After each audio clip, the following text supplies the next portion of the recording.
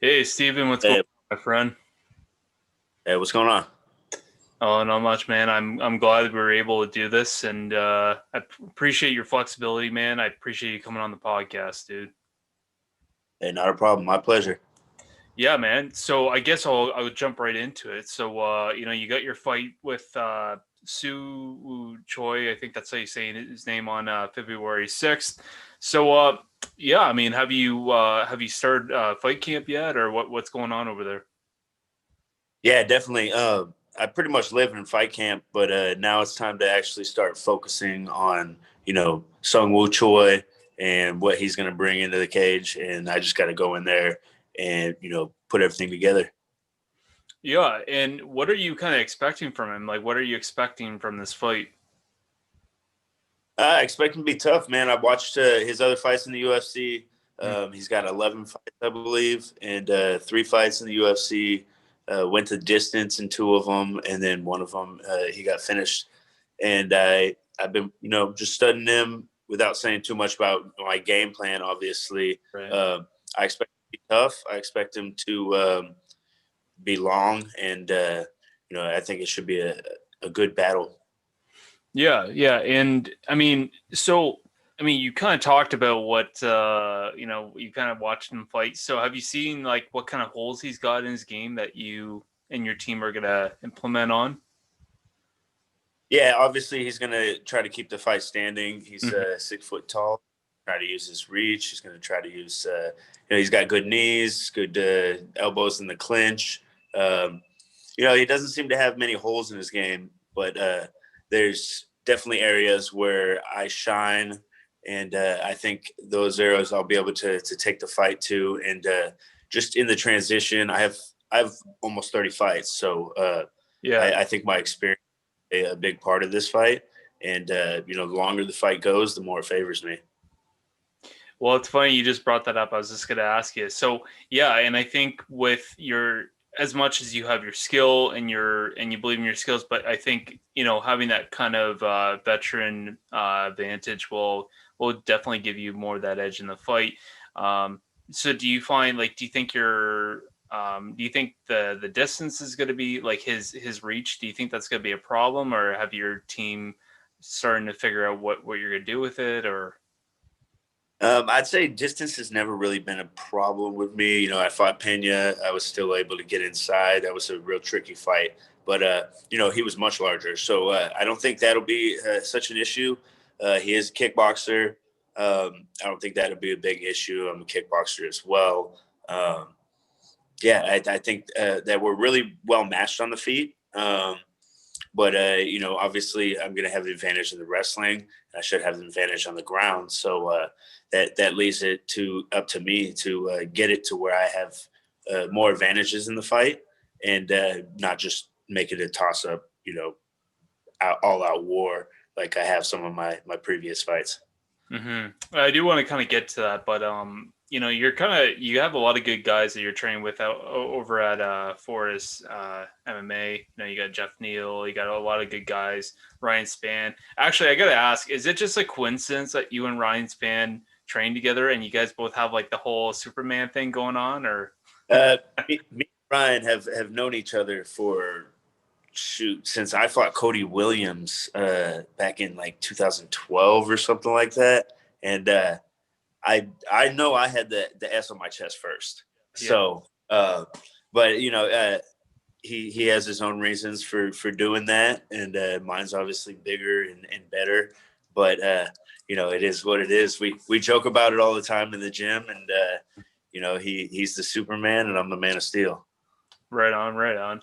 Yeah. So I mean, with these guys that you're training with, is there anyone that you're training with specifically for this fight camp? Have you brought anybody in for the fight?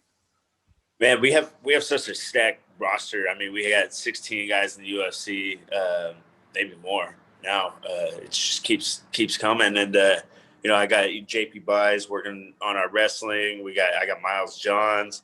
Uh, Stephen Wynn, he's a great striker. Jeff Neal's a great striker. Uh, Obviously, guys like Jeff Neal, he might be a little bit bigger, but that doesn't mean we can't strike and work with each other. And like I feel like all the tools are at my disposal, and I've been using those tools. And I'm honestly never been better, and I can't wait to show up as the best version of myself on February 6th. Yeah, absolutely. So, can you tell me if we're gonna see another spinning back fist knockout or? Uh, yeah, I've been getting really good at setting those up. So I can set them up from countless positions. Just it's just something that I've done my whole career, and I used to do it with reckless abandon, and now it just I kind of flow into it and feel it more than just throw it out of nowhere. So you know, I definitely would see some very unorthodox and flashy strikes. You can look forward to seeing some stuff. I can't predict exactly what's going to happen Yeah. because it's a moment, but I like throwing that technique. I like throwing many others that you guys haven't seen yet, and I'm just working on my repertoire. Right on, man. Actually, I do want to get back to that fight, but I gotta ask, at your camp or at the gym that you train at, it like how's it how's the COVID kind of trying to think of the word, like how has COVID kind of affected everything? Is it like a full gym, or how does everyone get to train? So we're in the greatest state in America, Texas, and we did do the whole, like, we were one of the first people on top of it. As soon as I started hearing about the COVID and the spreading, and I was like, I had a conversation with Coach, and I was like, "Yo, like if that were to get in the gym, then all of a sudden it would be like overnight. Now we all got it." So we shut down the gym the week before they shut down gyms in Texas, and we Yeah. were shut down for a few months. There were some guys that had fights, or Uriah had a fight, and then it got canceled and moved, and it was like he was training by himself, like him and Coach getting together and wearing masks, and we took it really. A lot of precautions at first, but then as things started to open up, it would be about showing up to the gym with a mask, which is really stupid because we're hitting and sweating on each other, and taking it off so we can train, because you got to be able to breathe fresh air while you're training, and then putting it on when you would leave, because it was kind of just all about like how it looked. Just like with the restaurants, you walk into a restaurant wearing a mask and you sit down, you take it off. What's the point of walking in with the mask in the first place? It's like we put on we played along, and then things have basically gotten pretty much back to normal. A lot of the guys on the team did get sick over the course of the time, but you get sick, you stay home, you don't get everybody else sick, right? You're sick, you stay home. There's no issues. There was some people that were asymptomatic, and that was once we realize that once you got it, then you stay home, you wait till you test clean. And I get tested about once a week, and I make sure I'm not giving it to my teammates, and vice versa. We're all getting tested, because somebody has a fight basically. We've been having 2-3 a month in the UFC, so Uh, uh, fight week, if somebody gets the COVID and tests positive, then they're losing money, and they lose opportunity to fight. Well, and that's the thing. There's been a lot of these past cards just in the last couple weekends, and just so many fights getting taken off. I mean, rightfully so. You got to do what you got to do. I mean, the UFC's got to do what they got to do to keep everyone safe. But I kind of question like how these fighters, how these men and women are coming. They leave and they take all these tests and everything's all good, and then fight day, everyone's getting sick, and you gotta have to wonder like how the hell are they getting sick? Like somehow it's getting brought in, and like is that something that I mean, you know, people missing weight or someone getting sick just in general is always I think a risk that you have to keep in mind when you're going in preparing for a fight. But the whole COVID era, does that ever concern you with your opponent? Like you're getting ready for this fight, you cut all the weight and everything, and then next thing you know, guy gets sick, and it's like, well, fuck, thanks. Does that ever concern you at all? Definitely, it's something in the back of my mind, but I've had shoot 10 to 15 fights at least in my career that have gotten a change of opponent last minute, or somebody backs out and the fight doesn't happen. All in all, I've had probably 5 of those in my career where the week of the fight, or day of weigh-ins, the guy backs out. So it's definitely something in my mind. But with the UFC and with the featherweight roster, the way they have it, if he gets fight day, I'm sure they can pull up somebody, find somebody on a week's notice, a couple days notice to step up. And I'm always game for that. Or, it's like, shoot, if I got my show money, then I wouldn't mind taking a couple weeks in between the fight. But if he gets sick fight week, it's really a case by case basis, and I gotta weigh the options in the moment. But I'm always down to fight. Well, and I think it's something too, like every fighter has to just keep in mind, like, yeah, you're hoping that your opponent shows up.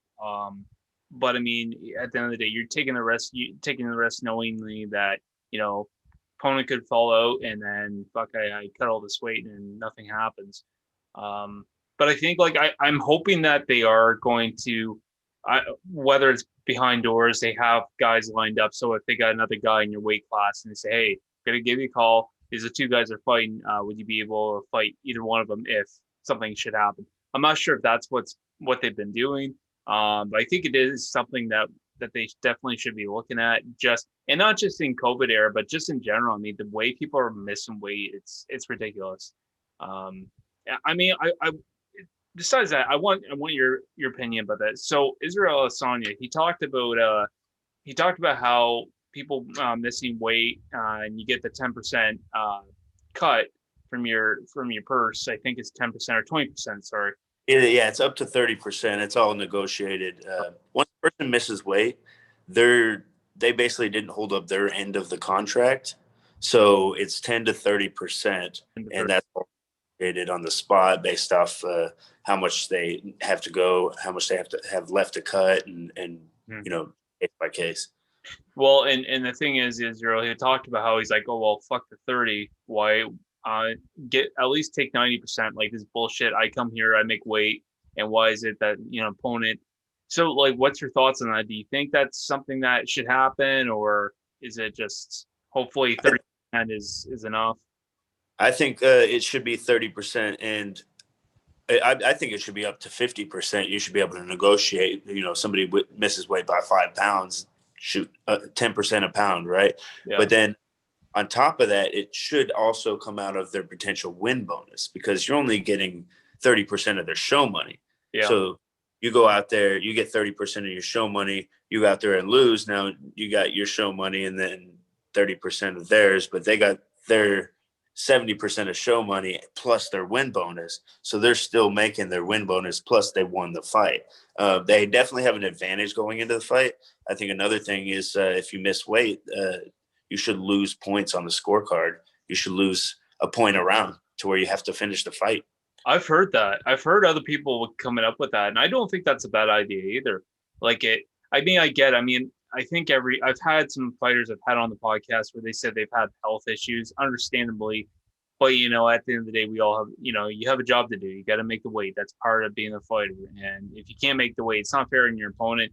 And I think we've seen it so many times where people don't make weight and they come in and they just starch someone. It's like, well, when you're coming in like 5, 8 pounds over and they still sanction the Yeah, and three pounds a lot. Those are the worst pounds. The last few pounds are the ones that really hurt you going into the fight. So to not have to cut those, it gives you a major advantage. And I believe I'm not 100%, but it's somewhere from 70 to 90% of people that miss weight win their fight. Yeah, yeah. Well, and rightfully so. I mean, the other guy's draining themselves. The other guy or the other girl's draining themselves, and the other guy's like sitting there all good to go. And it's like, oh, like. But I mean, like, don't they? Like, I'm not sure if you've been in this situation, but have they like given you an option? Like, hey, the person misses weight. They would ask you, you still want the fight, or so. Like, I mean, is Yeah, that you don't if they miss weight, you don't have to take the fight. When Pena missed weight, I was very upset about that. I was like, he's not even trying to make weight. He's given up. He's still got 2 hours to go.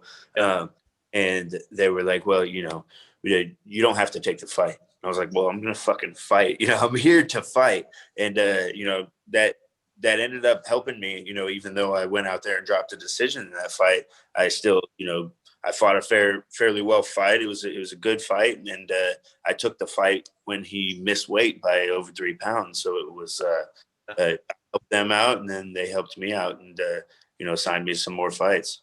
Well, I'm kind of hoping that Luis Pena he does go up in weight, because holy shit, you look at him and he's But like, he's fighting at 55 now. He tried to go down to 45, and he should go to 170. Honestly, if I were Luis Pena, I would stack on some weight and try to, actually do some damage. well, I was gonna say, yeah, Pena, like there, you look at the guy and there's nothing left to take from him. Like Yeah. you see him cutting weight, and it's like, shit, is there anything else you can take off the guy? I don't think the, like, Yeah. and I think that's the problem. Like, I think some of these guys that cut so much weight just to get that advantage. I mean, if you can make the weight, great, but I mean, in the long run, is that something that concerns you? Like, how do you make the weight, or is any? I've, I used to fight 135, and I walk around about 165. I would, get down to low 150s and then cut that weight to 35. And it wasn't um, such a big deal early on in my career. But as I started to get older, started getting more dense, that started becoming an issue. And, I had to go up to 145, and I still walk around about, 165, but a lot more dense. And as you get older, it's just hard to cut that weight. So I decided not to, kill myself or start missing weight, because missing weight, that's embarrassing. We're supposed to be professionals. So I want to go out there and make weight every time. I want to look good and feel good. So I went up to 145, and there's not much issue getting to 145. I could take a fight on a week's notice and make weight. Making weight's not the issue. Right. Okay. That makes sense. Now, I just wanted to kind of get back to with some of your previous fights. I mean, you've had a fight with Brandon Davis, which was just an absolute slugfest. I mean, one of the best fights I've ever seen. And I mean, you got you get the 50G bonus. And even though that you've lost, do you still feel like you kind of won from that? I mean, do you feel like you kind of gained more than you lost in that fight? I definitely gained more than I lost. It's all about moving your chips forward, and I'd rather lose an all-out war, fight of the night type fight than win a boring fight. I Yeah. don't go out and fight boringly. I go out there, and the whole point of the fight is to try to take the guy out. And Yeah. I think the most thrilling part of the sport, that's the most entertaining part of the sport, is when guys try to take each other out.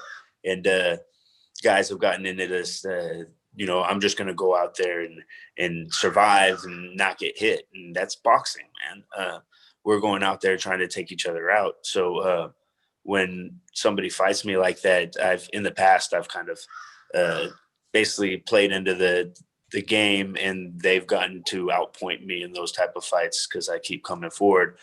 So as I've evolved in my career, I've learned, don't always go forward, try and set them up, but at the same time, make it entertaining. We're out there trying to entertain and trying to take each other out. So, I just feel like the two lions going at it is the most entertaining aspect of the sport.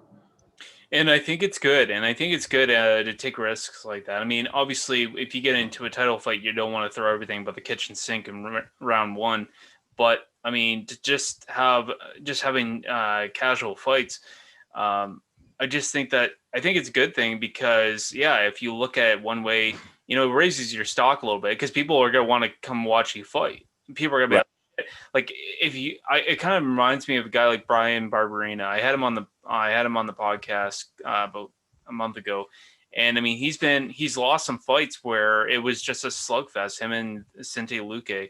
I mean, both those guys are known to just throw the hammer, and but again, I mean, maybe you might lose your fight, but people are gonna remember you for the kind of the fights that you put on. They want to see you fight, and so I think people got to realize, like, it's not always about when your fights. I mean, yeah, you don't want a shitty record, but if you can put on a damn good fight, people are gonna want to watch you. You're gonna get the opponents that you want.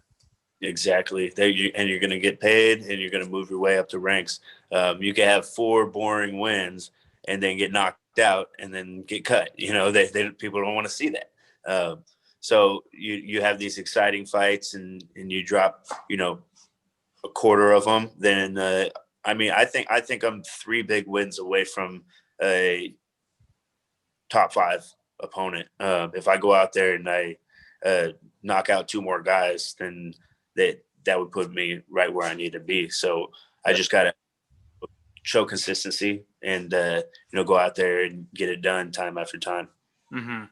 So I mean, looking at that division, you got that featherweight division there. Like it's you got a lot of No good. easy fights, man.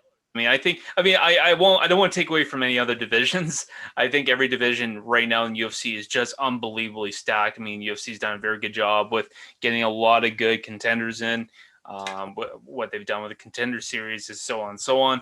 But I mean, looking at that featherweight division, I got a lot of good matchups there. You have I think Max Holloway and Calvin Cater. You got a lot of good guys in there. I mean, you got Yeah, that's still waiting for the that fight. top ridiculous. I mean, Shane Burgos. Yeah. Uh, I mean, the champ Volkanovski is everybody's incredible. Ricardo Lamos is like towards the back end of the top 10 now. So, if you remember, he used to be on a tear. He used to be in top 5. He used to be a beast. So, I just want to get a crack at that. I'd like to fight Cub Swanson. I'd like to fight Ricardo Lamos. I'd like to fight these guys that were the Lions back in the day when I was just coming up. And now I'm here. Before they hang it up, I want to get my chance. Yeah, yeah. Yeah, and I guess that kind of brings me to my next one here. So, how many fights do you kind of won 2021? You said you're about 2 or 3 fights away from where you want to be. So, how many are you looking at in 2021? Yeah, I want to get all those. I want to get 3 done in 2021. I had none in 2020. I had my elbow surgery, got fixed up. I've been fighting with the injury for most of my career, and finally got that all handled, and I feel like I got all my parts. I'm all like I'm whole again because I had been fighting around that injury for so long, and I just got used to it. So I thought it was normal. I thought it would always be that way. And now I feel like I'm actually able to go out there and showcase what I'm really capable of. And I want to be consistent in 2021. I'd like to have 4 or 5 fights if they all go as planned. Shoot, I get two knockouts, 3 knockouts, and then main eventing by next summer. That's where my goals are, and it's just about going in there and making it happen. Hmm.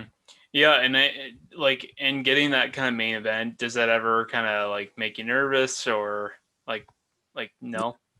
That's where I shine. It's really sad that there's not live crowds right now, because we love fighting for the fans, and that's part of the whole experience. But I would like to have it that way by midsummer and have a live crowd and main event UFC shoot anywhere in the world. That would be nice. Yeah. Hopefully by next summer we'll see some fans. And I mean, so I guess with your fight on February 6th, I think it was I if my memory corrects me. Um so do you know where you're going to be fighting? Like have they given you any idea, cuz I haven't really heard anything if they're going to be Las Vegas, Abu Dhabi. No, but I signed a contract that says it to be determined, and they're saying they're only going to be there in January 3 times for 1 week, from a Saturday to a Saturday. So that means February is likely going to be in Vegas unless something changes. I mean, doesn't look like anything's changing anytime soon for the better. So um, I'm just uh, planning on them giving me a location and me showing up. Yeah, and I mean, it doesn't sound like it wouldn't appear that it really matters too much, but do you really have a preference? Would you rather just stay in Vegas, or would you rather just like to take a little bit of a mini vacation in Abu Dhabi and get the heat? No, I mean I like the idea of fighting on Fight Island, but it's a lot of inconvenience with the 17-hour flight and having to go out there over a week before and stuff like that. But if I could fight with a crowd, I'd fight anywhere. Shoot, I'd go out there now.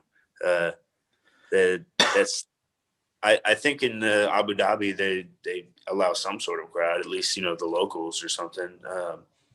Yeah, Just give nice. me an. Yeah, that would be nice. I know like they mentioned something about they're hoping to get fans in the stands too, but with everything kind of going on, I don't really see it happening. I mean, if you can't get, if you're having 3 or 4 fights out of an event falling out, I don't know how you're gonna get fans in the crowd.